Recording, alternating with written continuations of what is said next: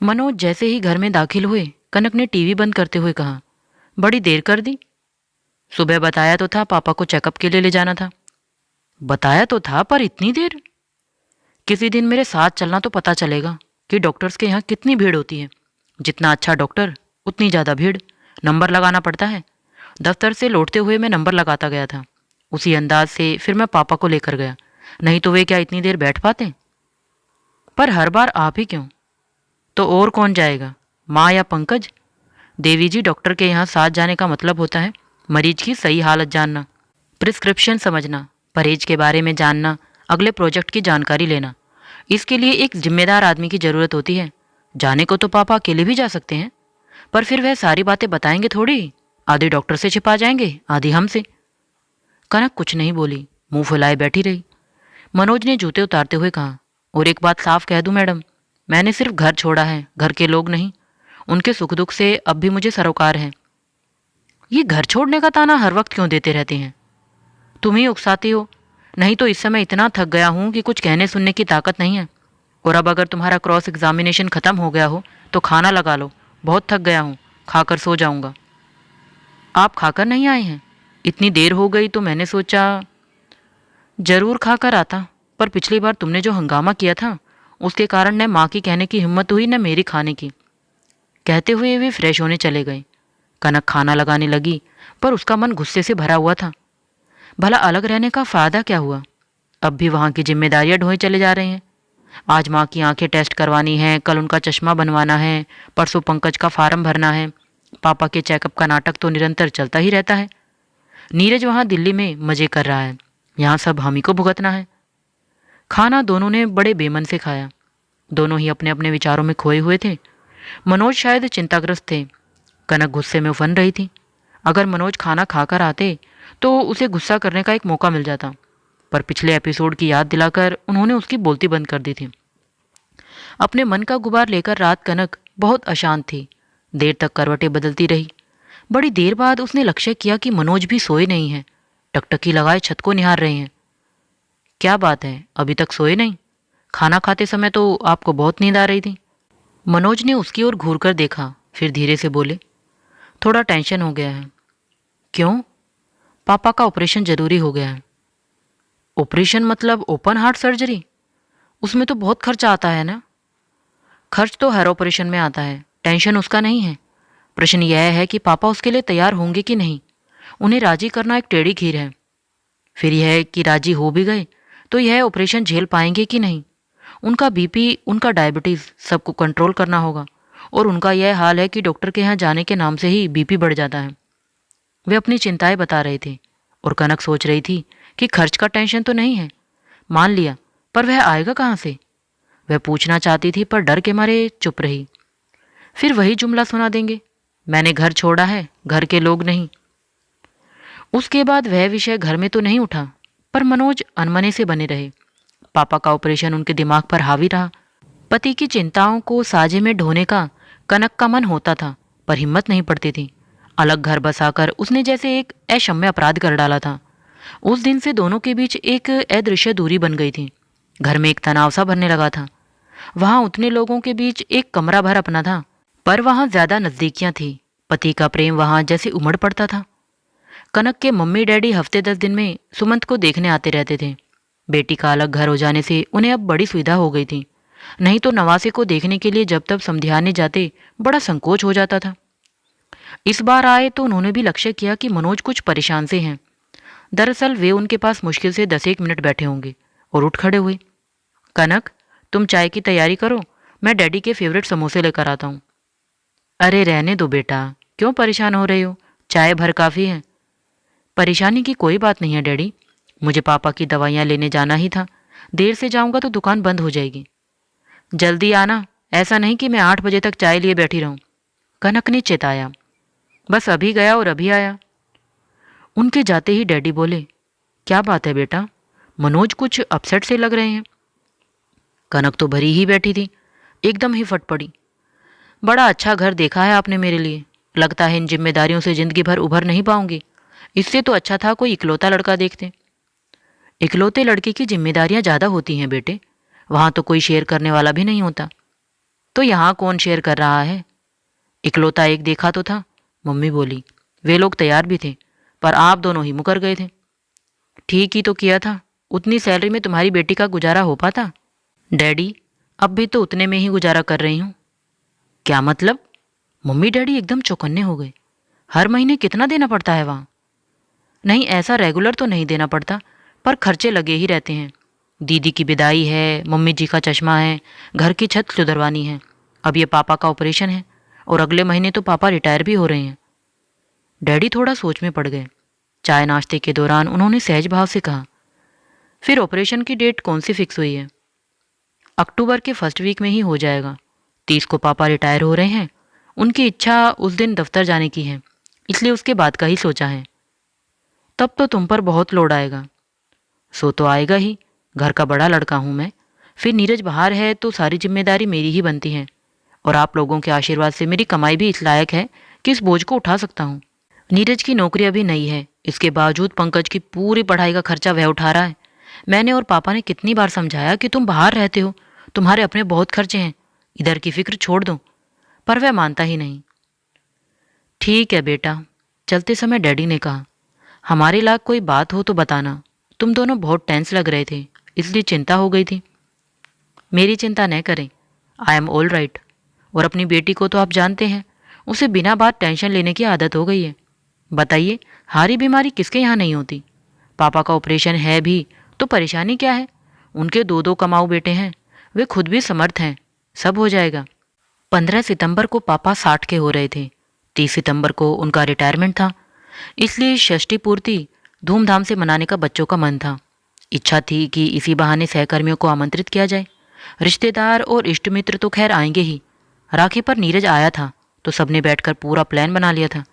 योजना तो यही थी कि यह कार्यक्रम पापा के लिए एक सरप्राइज गिफ्ट हो, इसलिए यह तय हुआ कि उन्हें भनक भी नहीं लगने देंगे। पर निमंत्रितों का चुनाव तो उन्हें ही करना था, पूरा ऑफिस तो न्योता नहीं जा सकता था। जैसे ही पापा ने योजना सुनी, बिदक गए। बोले, एक फेयरवेल तो ऑफिस वाले दे रहे हैं, तुम एक और विदाई समारोह क्यों कर रहे हो? थोड़े दिनों की तो बात है, सब के सब बिना बुलाए आ जाएंगे, इत्मीनान रखो। इन दिनों पापा बहुत टची हो गए थे। रिटायरमेंट का डिप्रेशन तो हर आदमी को आता है, फिर ऑपरेशन की वजह से थोड़ा टेंस भी हो गए थे, जरा से में नाराज हो जाते थे। इसलिए माँ ने कहा, जो भी कुछ करना है उनकी मर्जी से करो, चिढ़ जाएंगे तो सारे कार्यक्रम की 12 बजा देंगे। फिर यह तय हुआ कि सिर्फ नज़दीकी रिश्तेदार और अड़ोसी पड़ोसी ही बुलाए जाएंगे। बाहर से केवल दीदी आ रही थी, और वह भी अकेले। मनोज का बहुत मन था कि कनक दिन में माँ के पास चली जाया करे, झूठ मोटी सही काम का पूछ लिया करे, पर उन्होंने अपनी ओर से कुछ नहीं कहा। कनक ने भी कोई पहल नहीं की, वह अपनी ही चिंता में डूबी हुई थी। उसे यह सारा आयोजन व्यर्थ लग रहा था। लोग क्या 60 साल के होते नहीं हैं? उसके लिए इतनी बड़ी पार्टी करने की क्या ज़रूरत है, खासकर जबकि ऑपरेशन का इतना बड़ा खर्च सामने है। मनोज लेकिन रोज़ जाते रहे हैं, मेहमानों की लिस्ट बनाते रहे हैं, सबके साथ बैठकर मेन्यू तय करते हैं, सबकी सलाह से कैटरर तय किया, टेंट हाउस का, कुर्सियों का, प्लेट्स आदि का ऑर्डर दिया, घर की सजावट का थोड़ा सा सामान खरीदा। पापा के लिए नया रेशमी कुर्ता पजामा और माँ के लिए साड़ी खरीदी। कनक उनकी दौड़ धूप और शाह खर्च देखकर कुड़ रही थी। सारी हम्माली हमारे ही सिर है। नीरज दिल्ली में बैठा मजे कर रहा है, नवाब साहब ऐन वक्त पर पधारेंगे जब सारा काम हो चुका होगा। हैरत तो तब हुई जब कार्यक्रम वाले दिन भी नीरज नहीं पहुंचा। शताब्दी तक सबको आशा थी, पर जब उसका भी समय निकल गया तो घोर निराशा छा गई। मनोज और पंकज दोनों फोन लगाने का प्रयास कर रहे थे, पर लग ही नहीं रहा था। सबकी जबान पर एक ही चर्चा थी, खुद ही प्रोग्राम बनाया, खुद ही गायब हो गया। कनक कुड़ रही थी कि जानबूझकर मुंह छिपा गया है, जब वह आएगा ही नहीं तो बड़े भैया झक मारकर सब खर्च उठाएंगे। 4 बजे के आसपास एक स्मार्ट सी लड़की कंधे पर बैग लटकाए घर में दाखिल हुई। पंकज ने उसे देखते ही कहा, Sarika ji, bad news, mister Neeraj Kumar नहीं आए। उसने हंसकर जवाब दिया, it is no news my dear, at least for me, मैंने ही उन्हें मना किया था।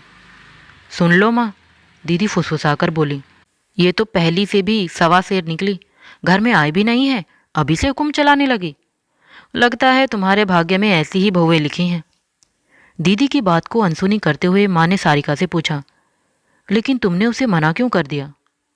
माँ, उनका बॉस छुट्टी के लिए बहुत किलकिल कर रहा था, बोले कि अभी आऊँगा तो फिर शायद ऑपरेशन के समय नहीं आ पाऊँगा। तो मैंने कहा अभी आने की कोई ज़रूरत नहीं है, यहाँ बहुत लोग हैं, पर ऑपरेशन के समय ज़रूर आना। भाई साहब अकेले क्या कर लेंगे? मिस्टर पंकज कुमार का तो जैसे कोई वजूद ही नहीं है। है क्यों नहीं भाई, चाय वाय पहुँचाने को तुम्हें ही जाना पड़ेगा, पर जिम्मेदारी वाले काम तो बच्चों को नहीं दिए जा सकते न। पंकज फिर कुछ कहने को था कि पापा बोल उठे, बेटी तुमने उसे नाहक मना किया, ऑपरेशन तो अब कैंसिल हो गया है। क्या मतलब?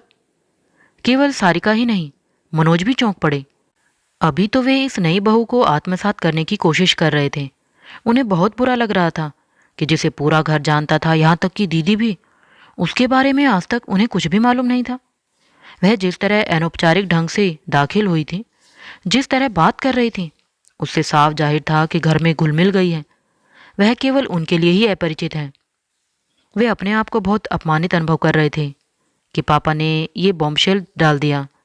ऑपरेशन की सारी दौड़ धूप वे कर रहे हैं और उसके कैंसिल होने का उन्हें पता ही नहीं है। क्या अब वे इतने पराये हो गए हैं कि इतनी महत्वपूर्ण घटनाओं की जानकारी भी उन्हें संयोगवश ही मिला करेगी? उन्होंने थोड़े सख्त लहजे में पूछा, पापा यह आपके दिमाग का फितूर है या सचमुच डॉक्टर सिन्हा ने ऐसा कहा है? आप डॉक्टर के पास कब गए थे, किसके साथ गए थे? उधर सारिका रुआंसे स्वर में कह रही थी, ये बात मुझे किसी ने बताई क्यों नहीं? कम से कम दिल्ली खबर तो कर दी होती, एक दिन के लिए ही सही, नीरज आ तो जाते। मनोज, माँ ने आदेशपूर्ण स्वर में कहा, ऑपरेशन की चर्चा आज जरूरी तो नहीं है न, तो अब यह विषय बंद करो, घर में बहुत काम है। सब लोग चुप तो हो गए थे, पर कमरे में एक तनाव सा भर गया था। उसे हल्का करने की गरज से पंकज ने नाटकीय ढंग से कहा, Sarika ji, may I have the pleasure to introduce you to my भैया एंड भाभी and little prince Sumant. Sarika ने चेहरे पर एक मुस्कान ओढ़कर तुरंत मनोज और कनक के पैर छू लिए, फिर दीदी के पैर छूते हुए बोली, सॉरी दीदी, आपको भी प्रणाम करना भूल गई थी।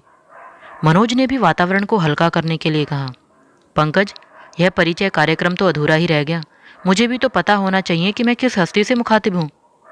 बड़े भैया कुछ न पूछिए, पंकज ने उसास भरकर कहा, यह हमारे परिवार पर मंडराने वाला संकट है। छोटे भैया की बुद्धि पर सचमुच तरस आ रहा है। इन्हें देखकर विश्वास हो जाता है कि प्रेम अंधा हो जाता है। बाप रे, ये पंकज क्या वाही तबाही बके जा रहा है। मनोज को डर लगा कि ये लड़की अब फट पड़ेगी, पर उसने सुमंत को पुचकारते हुए बड़ी शांति से कहा, बेटे अपने चाचू से कहो कि अपने लिए मिस वर्ल्ड ले आए, हमें कोई ऐतराज नहीं है। अच्छा है माँ की दोनों बहुएं राजरानी सी लगेंगी, पर घर में काम वाली भी तो कोई चाहिए न। मेरी तो काम वाली भी ऐसी सिलीबिली सी नहीं रहती। माँ ने डपट कर कहा, तुम्हारे पास इससे खराब कपड़े नहीं थे? मनोज विस्मित होकर सुन रहे थे। इस तरह की बात माँ कनक से कहने का साहस भी कभी नहीं करती, घर में भूचाल ही आ जाता। पर इस लड़की ने बड़े ही शालीन अंदाज में कहा, इत्मीनान रखो माँ, खूब अच्छी साड़ी लाई हूँ, साथ में मैचिंग ज्वेलरी भी। यहाँ का काम खत्म हो जाए फिर पहन लूँगी। पर एक बात अभी से बता देती हूँ, मैं कुछ भी पहन लूँ पर आपकी बड़ी बहू से 19 ही लगूंगी। अब बातें खत्म, काम चालू, दीदी ने एनसीसी के अंदाज में आदेश दिया तो सारिका तुरंत कमर में दुपट्टा खोंसकर किचन में घुस गई। उसने टेंट हाउस की प्लेटों को धो पोंछ कर रख दिया, ग्लास और चम्मच गिनकर एक कतार में रख दिए, सौंफ सुपारी की एक ट्रे तैयार कर दी, एक्वागार्ड चलाकर 2-4 घड़े पानी भर दिए। हर काम के बाद माँ से पूछती, अब क्या करूं? माँ बोली, तू तो कहानी का जिन हुई जा रही है, काम बताओ नहीं तो खा जाऊंगा। बहुत हो गया, अब कुछ नहीं करना, अब अपनी यह भूतनी सी शक्ल धो पोंछ कर इंसान हो जाओ, 6 बजे से लोग आने लगेंगे। वह तैयार होकर जब कमरे से बाहर निकली तो वाकई सुंदर लग रही थी। मानना पड़ा कि नीरज की पसंद ऐसी बुरी नहीं है। घर लौटते ही कनक की पहली प्रतिक्रिया थी, आपको नहीं लगता कि नीरज भैया की फियोंसी कुछ ज़्यादा ही इतरा रही थी? अपनी अपनी स्टाइल है। वाह, बड़ी अच्छी स्टाइल है। और पंकज से कैसा फ्लर्ट कर रही थी, देखा? ये फ्लर्ट शब्द मनोज को अच्छा नहीं लगा, पर उन्होंने कुछ नहीं कहा। खुद उन्होंने देवर भाभी के इस निश्चल नोक-झोंक का भरपूर आनंद उठाया था। समझ गए थे कि पंकज इस तरह के मधुर स्नेहालाप के लिए तरस गया था। कनक से तो इस तरह का रिश्ता कभी बन ही नहीं पाया था। कनक ने कभी मौका नहीं दिया। सुमंत के जन्म से पहले तो वह कमरे से बाहर निकलती ही नहीं थी। बच्चे ने उसे मजबूरन सोशल बना दिया था। अपने चाचू के साथ सुमंत की खूब पटती थी। सुमंत के लालच में पंकज यदा कदा इस घर में चला आता है, पर माँ तरस कर रह जाती है। मनोज का अलग घर बसाना सुमंत की वजह से ज़्यादा अखर गया था। मनोज तो अक्सर ही चक्कर लगा लेते थे, पर सुमंत का आना तो माँ के साथ ही हो पाता था, और कनक केवल विशेष अवसरों पर ही सास के घर जाती थी। दीदी बच्चों को छोड़कर आई थी, इसलिए तीसरे दिन ही चली गई। मनोज ने सुबह घर से चलते हुए ही बता दिया था कि वे दीदी को ट्रेन में चढ़ाकर ही लौटेंगे। कनक से पूछा भी था कि स्टेशन चलना चाहो तो एक चक्कर घर का लगा लूँगा, पर कनक के पास तो न चलने के 100 बहाने थे। वैसे मनोज ने भी केवल औपचारिकता ही निभाई थी, नहीं तो इसी बात पर झगड़ा हो जाता। दीदी एकदम तैयार थी। मनोज के पहुंचते ही बोली, चलें? अरे अभी तो बहुत टाइम है, स्टेशन पर बोर होंगे। माँ बोली, मेरा ख्याल है तुम लोग निकल ही जाओ। क्या फ़ायदा, इसका ध्यान वहीं गाड़ी में ही अटका रहेगा। मनोज को बड़ा आश्चर्य हुआ। अन्यथा होता तो यह था कि माँ आखिरी क्षणों तक दीदी को अपने पास रोके रखना चाहती थी और बाकी लोग जल्दी मचाने लगते थे। स्टेशन पर आकर मनोज ने कहा, लो, वैसे भी हम बिफोर टाइम आ गए हैं, ऊपर से ट्रेन आधा घंटा लेट है। तुमने घर पर इतनी जल्दी मचाई कि इंक्वायरी से पूछ भी न पाए। वैसे भी वे लोग कौन सा तुरंत जवाब देते हैं। जल्दी आ गए हैं तो कोई बात नहीं, आराम से बैठकर बातें कर लेंगे। वैसे भी इन दिनों इतनी भागम भाग मची रही कि तुमसे ठीक से बात भी न हो पाई। हाँ, इस बार तुम्हारा मेरे यहाँ आना भी नहीं हो सका, कनक कहती ही रह गई। मनोज एक सफ़ेद झूठ बोल गए। पता नहीं दीदी ने यकीन किया भी कि नहीं। ऑपरेशन के समय आओ तो मेरे पास ही रुकना, अस्पताल में आने जाने में सुविधा रहेगी। ऑपरेशन पहले हो तो बाकी बातें बाद में सोचेंगे। हाँ, उस दिन पापा एकदम से क्या कह गए थे? मैं पूछना चाह रहा था पर माँ ने बात ही नहीं करने दी। पता नहीं क्यों जिद ठाने बैठे हैं कि मैं अपनी पसीने की कमाई डॉक्टरों पर नहीं लुटाऊंगा। 1 लाख 1.5 लाख कम नहीं होता है। लेकिन उनकी कमाई को हाथ कौन लगा रहा है? उनका कहना है कि मैं बच्चों को टेंशन में नहीं डालना चाहता, न उनके लिए कर्ज छोड़ना चाहता हूँ। दिन भर बैठे बैठे माँ को हिसाब समझाते रहते हैं। कहते हैं ग्रेजुएटी की रकम फिक्स में डाल देंगे, उसका ब्याज आता रहेगा, पेंशन भी मिलेगी, तुम्हारा काम चलता जाएगा, बच्चों को परेशान मत करना। पंकज से कहते हैं 2 साल सब्र से काम लो, फिर तुम अपने पैरों पर खड़े हो जाओगे। तब तक माँ की आय में गुजारा करना, भाइयों के आगे हाथ मत फैलाना, उन्हें अपनी भी गृहस्थी देखनी होती है। ये एकदम से क्या हो गया? अगर वो ऑपरेशन से डर रहे हैं तो यह डर उनके मन से निकालना होगा। दीदी, ये ऑपरेशन बहुत ज़रूरी है। मैं तो इतने दिन रुकने के लिए तैयार ही नहीं था, पर आखिरी दिन तक ऑफिस जाने का उनका मन था। दफ्तर वाले भी उन्हें कॉपरेट कर रहे थे, इसलिए चुप रहा। पर अब ज़्यादा टालना ठीक नहीं है। जितनी देर करेंगे कॉम्प्लिकेशंस बढ़ते जाएंगे। तुम्हें एक बात बताऊं? पापा कहते हैं कि मुझे मरना मंजूर है, पर बेटा मेरे लिए ससुर के आगे हाथ फैलाए ये मुझे मंजूर नहीं। क्या बात करती हो दीदी? मैं ससुर के आगे हाथ फैलाऊंगा? Can you believe it? पापा ने ऐसा सोच कैसे लिया? तुम्हें शायद माँ ने बताया नहीं होगा। 5-6 दिन पहले तुम्हारे सास ससुर मिलने आए थे। बातों ही बातों में बोले, मनोज आजकल बहुत टेंशन में है। स्वाभाविक है, ये ऑपरेशन बहुत खर्चीला होता है, पर मैंने उससे कह दिया है कि चिंता की कोई बात नहीं है, कोई भी ज़रूरत हो तो हमसे कहो, हम किस लिए हैं। कसम ले लो दीदी, जो मैंने एक बार भी उनसे इस तरह की कोई बात की हो, बल्कि मैं तो यही कहता रहा हूँ कि सब व्यवस्था हो चुकी है। शायद कनक ने कुछ कहा होगा, उसे ज़रूर टेंशन होगा, और ऐसे में लड़की अपने माँ बाप से ही बात करेगी। हो सकता है तुम्हारे ससुर ने औपचारिकतावश ही यह बात कही हो, पर पापा उसी दिन से सनक गए हैं। क्रोध से मनोज का संपूर्ण शरीर जैसे जलने लगा। मन हुआ कि अभी घर जाए और कनक से जवाब तलब करे, पर ट्रेन आने तक तो रुकना ही था। वह आधा घंटा उनके लिए पहाड़ हो गया। दीदी कुछ कुछ पूछती रही और वे बेमन से जवाब देते रहे। इस अंतराल में उनका गुस्सा जरा भी कम नहीं हुआ था। शर्म अलग आ रही थी कि पापा की नज़रों में क्या इमेज बनी होगी। घर पहुंचे तो एक और आश्चर्य उनकी प्रतीक्षा कर रहा था। दरवाज़ा पंकज ने खोला था और पीछे सोफे पर सुमंत सारिका की गोद में चढ़ा हुआ धमा चौकड़ी कर रहा था। What A pleasant surprise! Spot स्वर में ही सही उन्होंने औपचारिकता निभाई। सरप्राइज तो खैर होगा भाई साहब, पर आपके चेहरे से ऐसा नहीं लगता कि वह प्लेजेंट भी होगा। मनोज थोड़ा झेंपे और सूखी हंसी हंसकर बोले, दरअसल इस नालायक को यहाँ देखकर मूड खराब हो गया। दीदी को छोड़ने स्टेशन नहीं आ सकते थे। उन्होंने पंकज को डांटा। दीदी ने मना कर दिया था, पंकज ने शांत स्वर में जवाब दिया। मनोज समझ गई कि सब कुछ एक योजना के अंतर्गत ही हुआ है, इसलिए दीदी को स्टेशन जल्दी भेज दिया गया ताकि इत्मीनान से अकेले में बात हो सके। माँ अपने आप कुछ कहेंगी नहीं, इसलिए दीदी ने यह भार लिया। इसलिए पंकज को रोका गया। उनकी चुप्पी का सारिका ने कुछ और ही अर्थ लगाया। बोली, दरअसल भाई साहब, आपकी कसूरवार मैं हूँ। उस दिन इन छोटे मियाँ के लिए कुछ नहीं ला पाई थी, इसलिए मैंने पंकज से साथ चलने की रिक्वेस्ट की थी। और बड़े भैया, आपका कसूरवार मैं भी हूँ कि मैंने इन्हें आपका घर दिखा दिया। अब ये जब तब आपको बोर करने चली आए तो मुझे गाली मत दीजिएगा। पंकज के इस नाटकीय वक्तव्य पर उन्हें हंसी आ गई। वातावरण थोड़ा हल्का हो गया। सारिका ने पंकज को डपटते हुए कहा, अंदर जाकर भाभी का हाथ नहीं बटा सकते? यहाँ बैठकर बातें बना रहे हो। वैसे कायदे से यह काम आपको करना चाहिए। खैर, पंकज ने कहा और हंसता हुआ भीतर चला गया। नन्हे नन्हे डग भरता हुआ सुमंत भी उसके पीछे हो लिया। उसके जाते ही सारिका ने पर्स से एक लंबा सा लिफाफा निकाला और मनोज के सामने रख दिया और फुसफुसाकर कहा, उन लोगों के आने से पहले इसे जेब में रख लीजिए प्लीज़। ये क्या है? मेरी छोटी सी सेविंग है, just a drop in the ocean. Rameswaram का पुल बांधते समय गिलहरी का जो योगदान था, बस उतना ही। पर यह सब किस लिए? मैं नहीं चाहती कि पैसों के लिए पापा का ऑपरेशन रुका रहे। मनोज के चेहरे की नसें एकदम तन गई। उन्होंने अत्यंत सख्त लहजे में कहा कि पहले इसे उठाकर पर्स में रखो, बाद में कोई बात होगी। वह स्वर ऐसा था कि सारिका उसकी अवज्ञा न कर सके। चुपचाप लिफाफा उठाकर पर्स में डाल लिया। अब बताओ कि तुमसे ये किसने कह दिया कि पापा का ऑपरेशन पैसों की वजह से रुका हुआ है? उस दिन पापा ने एकदम से जो अनाउंसमेंट की थी तो मैं घबरा गई थी।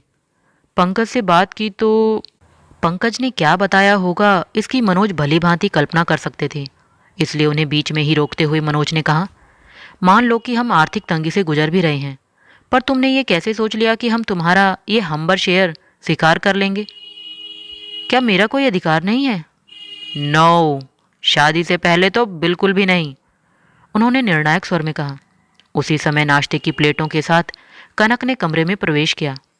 पीछे चाय की ट्रे के साथ पंकज भी था। सारिका एकदम सकपका गई। उसकी अनधिकार चेष्टा की दुर्गति होते हुए इन लोगों ने जरूर देख ली होगी। अपमान से उसका मुंह लाल हो गया। मनोज ने लेकिन अत्यंत सहज स्वाभाविक स्वर में कनक से कहा, श्री नीरज कुमार ने हमें हवा ही नहीं लगने दी, नहीं तो हम तो इन्हीं गर्मियों में इन लोगों की शादी करवा देते। कनक सिर्फ मुस्कुराकर रह गई, पर सारिका ने अत्यंत म्लान स्वर में कहा, फिलहाल 2 साल तक तो शादी का सवाल ही नहीं उठ सकता। क्यों?